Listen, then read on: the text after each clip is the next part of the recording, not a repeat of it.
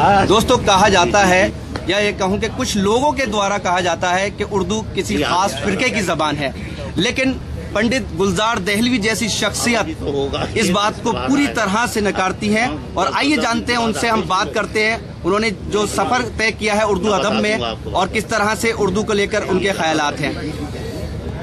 जिंदगी का कुछ नहीं पता, लेकिन हम दुआ करते हैं कि आपका जो साया है ताउमर हमारे ऊपर रहे।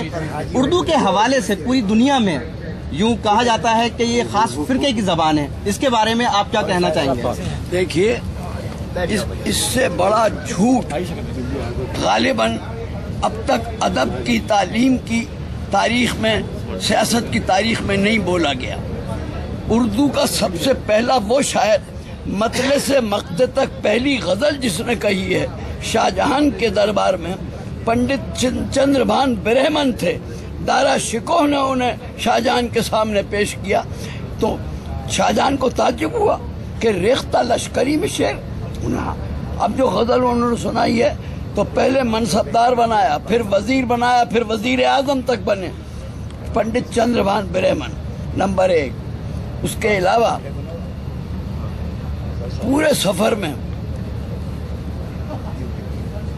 19वीं और 20वीं सदी में मुंशी नवल किशोर, उन्होंने लखनऊ वाले, उन्होंने जितनी खिदमत की है किसी मुसलमान से ज्यादा कुरान और हदीस, काल अल्लाह काल रसूल की तमाम किताबें उन्होंने शाया की। उसकी स्याही और कागज जमीन पर नहीं गिर सकता था, ये एहतियात थी।